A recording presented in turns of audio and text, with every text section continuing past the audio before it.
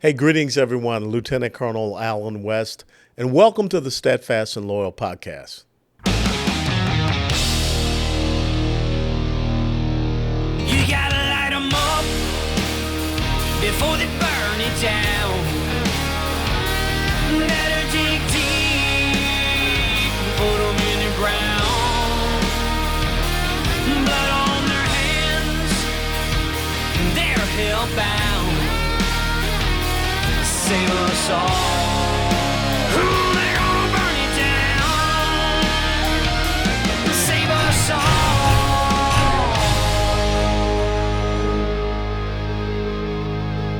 before they burn it down.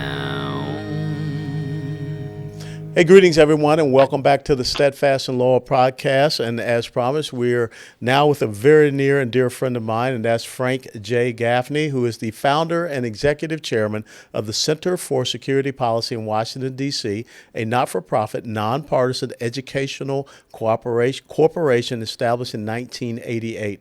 Under Mr. Gaffney's leadership, the center has been nationally and internationally recognized as a resource for timely, informed, and penetrating analysis of foreign and defense policy measures.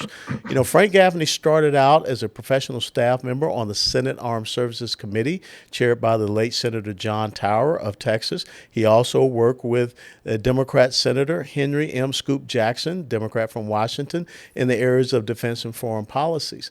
In 1987, Frank was nominated by President Reagan to become the Assistant Secretary of Defense for International Security Policy. That is the senior position in the Defense Department with responsibility for policies involving the United States and USSR relations, nuclear forces, arms control, missile defense policy, and European defense ties. He was also the Deputy Assistant Secretary of Defense for Nuclear Forces and Arms Control Policy under Assistant Secretary Richard Pearl. Frank Gaffney holds a Master's of Arts degree in International Studies from the Johns Hopkins University School of Advanced International Studies and a Bachelor of Science in Foreign Service from the Georgetown University School of Foreign Service. Frank Gaffney, is truly an honor and pleasure to have you on the Steadfast and Loyal podcast. Well, the privilege is mine, Colonel. It's always good to have a chance to visit with you, even if I'm not interviewing you, which I prefer to do. Yeah, this is the first time I get to do it on this side, and you have been doing some incredible work. But the thing that I want to talk about, you know, in my opening monologue, I said, you know, what we see happening in the United States of America, this is not about incompetence. This is purposeful. This is intentional.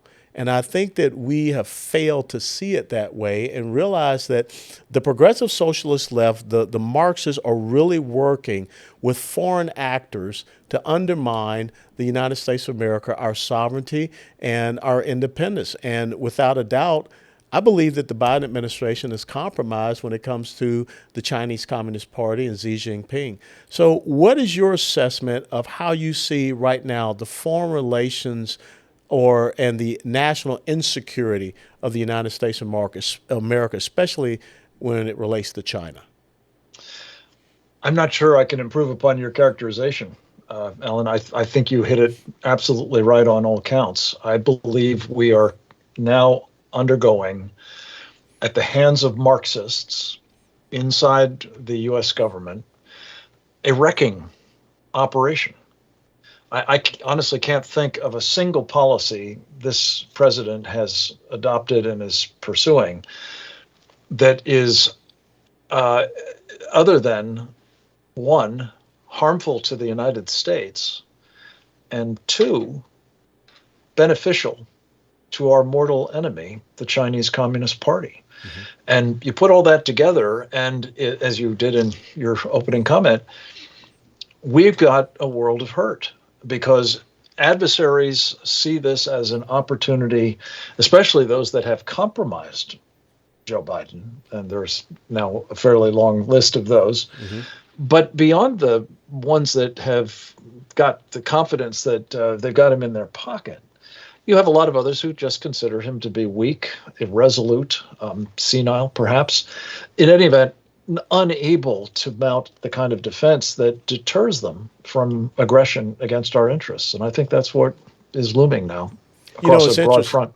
Yeah, it's interesting because all of a sudden everyone is talking about the Chinese purchase of land that is near the Air Force Base up in North Dakota. But we are down here in Texas, and you're very familiar with Texas. This has already happened down at Laughlin Air Force Base, which is one of the major combat pilot training facilities, over 100,000 acres, which also is right along the border. So, how is it that we are sitting around and allowing the Chinese, like I said, the number one geopolitical foe of this country, to come in and buy these large swaths of land near these strategically important Air Force bases and also a lot of meat processing centers here? And agricultural land as well, among other things, technology companies. Alan, we do a program under the sponsorship of a pickup team we call the Committee on the Present Danger China, every Tuesdays and Thursdays now, in which we do an hour or so webinar. And just today, we did one under the rubric of what we call USA Betrayed. And a specific focus of this particular program was what Wall Street has been doing to actually finance our enemy, the Chinese Communist Party. You know, the elite capture phenomenon is so pervasive, so extensive, that it's hard to single out any specific example of it that's more egregious than the others. But like you, with kind of the national security backgrounds that we respectively have, I put right at the top of the list the idea that we have nobody who at some point in the process of allowing the Chinese to buy these huge tracts of land in strategic locations actually threw a flag and said, hey, wait a minute, we're not going to do that. But it's unfortunately just one example of the rot that has set in on a very widespread basis, as I say. Again, partly because people are compromised, partly because I think people have, in our elites, come to the conclusion that China is the rising power. And they just need to make the best deal they can. Get money out of it, and the devil take the hindmost for our country and our people. But shame on them, and we're trying to expose them. No, absolutely right. I know one of those people that you just were alluding to, Ray Dalio, who basically, absolutely, he believes that, China is that rising economic power. But there is something that you and I have been working on and getting out there in the public sphere, which a lot of our members of the military are not aware of. And that's this whole thrift savings plan that I was a part of it when I was in the military and, of course, got deployed. But our government is actually investing the money of our members of our uniformed services in companies that are controlled by the Communist Chinese Party. Can you talk about that a little more? Well, at the very least, the money that the government pays these people is being put into essentially mandatory investment portfolios. You get some choice as to which ones you want them in. But, for example, even after, with your help, and I want to say how much I appreciate that help, 2 years ago, Donald Trump personally intervened and said, we're not going to do this. I mean, the prospect that people like you, serving in uniform or formerly serving in uniform, having their money put into, in some cases, companies in China building the weapons that were designed and are being bought to kill people like you. Yeah.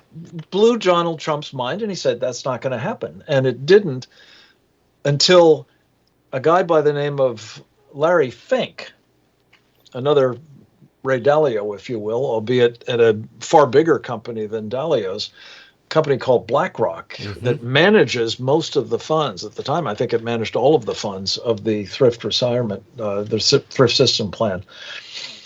This guy got 35 companies that were at least nominally associated with Hong Kong added to the International Investment Fund that the men and women of our armed forces and civilian government employees, past and present, put money into.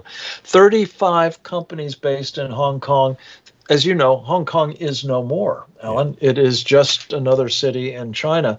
So that was a sort of camel's nose under the proverbial tent, if you will. Mm-hmm. And now they've opened up what they call a thrift savings plan mutual fund window, in which 5,000 mutual funds are on offer to these beneficiaries of the TSP.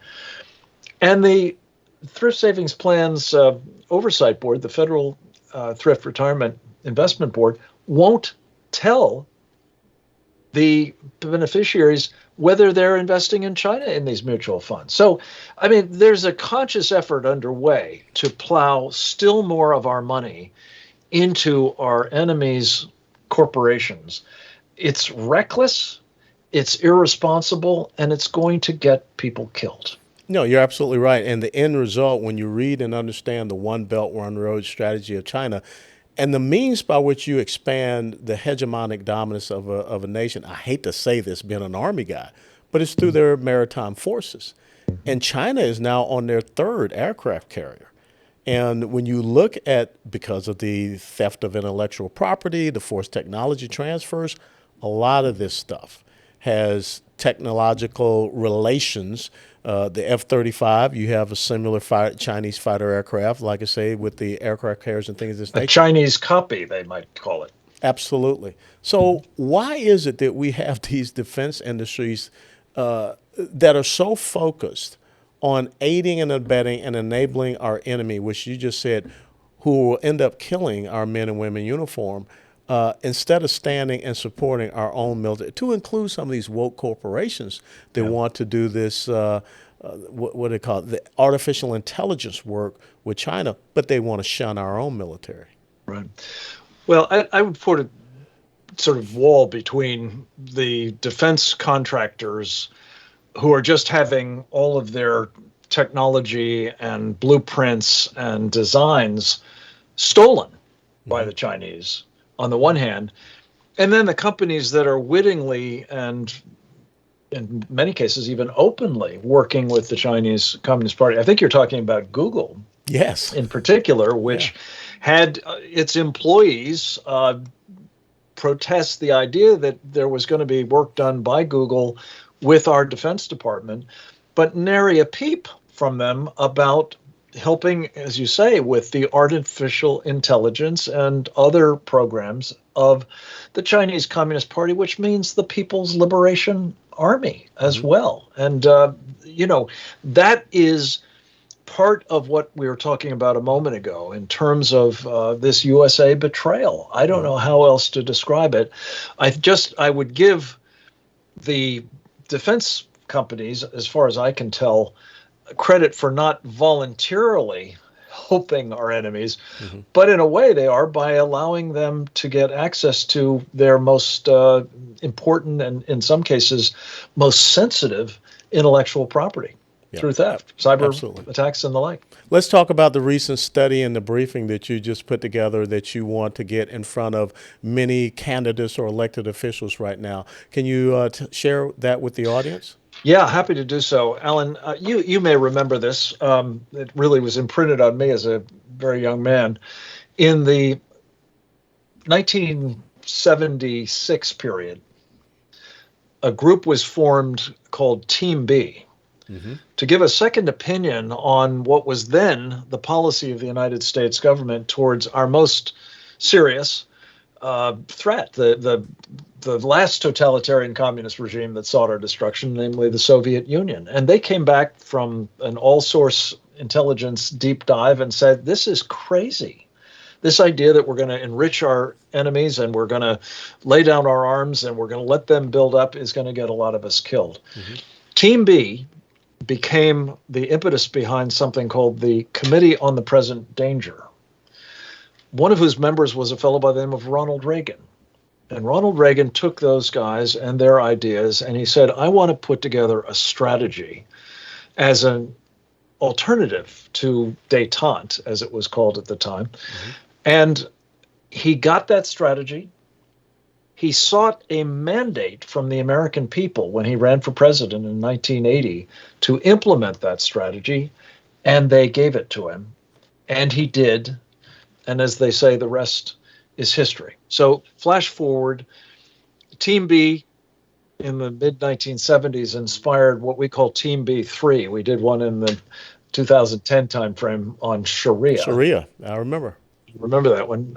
This one is about the origins of the virus known as SARS-CoV-2, or the impetus behind the pandemic, COVID pandemic. And our Team B came up with this report, Alan. It's called "The CCP is at War with America," because it talks about the biological warfare attack that was undertaken by the Chinese Communist Party knowingly, deliberately, and murderously against this country and other nations around the world. We lost, as you know, 1 million people to this disease. So this is a pretty serious attack. We don't think that's the only example of the warfare against us. In fact, it's been going on for decades. They call it, as you know, unrestricted warfare. Yes. But this takes it to a whole new level. And we believe that it is incumbent upon people who, in the next 3 months, want our votes at both the federal and state level to become our representatives. Some of them are incumbents, but some of them are challengers. But whichever, they're seeking our votes in November. Yes. These people need to know what's in this book, and more generally, what is available about the threat we're facing from the Chinese Communist Party. So we put together what we call the brief, which essentially takes that information, 30 minutes worth of PowerPoint slides. We can communicate what has been done to us so far and what is in the offing, because unfortunately, the Chinese did not give us their most deadly virus in the biological warfare space. There's worse, and it may be headed our way if we are not alive to the danger that we're facing. So the purpose of this, Alan, and you've been in elective office, you know, is to make sure that one of two things happen. These people take the brief, seek in their campaigns a mandate from their electorates to take seriously, as Reagan did, the threat we're now facing from, frankly, an even greater existential danger than we faced in the Soviet era, and promise to do something about it, and then can be held accountable, if elected, to doing just that, as Reagan was. Or alternatively, Alan, they may say, hey, you know, I just don't buy this. It's not my thing. I don't want to do it. I don't believe the Chinese are at war with us. But they will have had guilty knowledge about the danger, and they will be held accountable for doing nothing about it. So that's the purpose, and we're very anxious, and your audience could be hugely helpful. They can get this book for free as a downloadable PDF, or they can buy it at ccpatwar.com. They can also register to get this briefing, or better yet, to get this briefing in front of the people seeking their votes. We need their help, and this is the time. For the next 3 months, we've got to get their attention and get focused action taken. No, you're absolutely right. I think one of the failures that we have is a good strategy, an offensive strategy, and it comes back to Sun Tzu. If we don't know our enemy, and we definitely are struggling to know who we are, we're never going to be successful on the battlefield. In the last couple of minutes that I have, I want you to just articulate how important it is to eradicate the United States of America of these Confucius academies or centers or institutes that we find on our college and university campuses. Sure. You know, as I said earlier, Alan, the Chinese Communist Party, at least by 1999 and probably years before that, has adopted and practiced what they call unrestricted warfare against our country. A main line of attack is information warfare.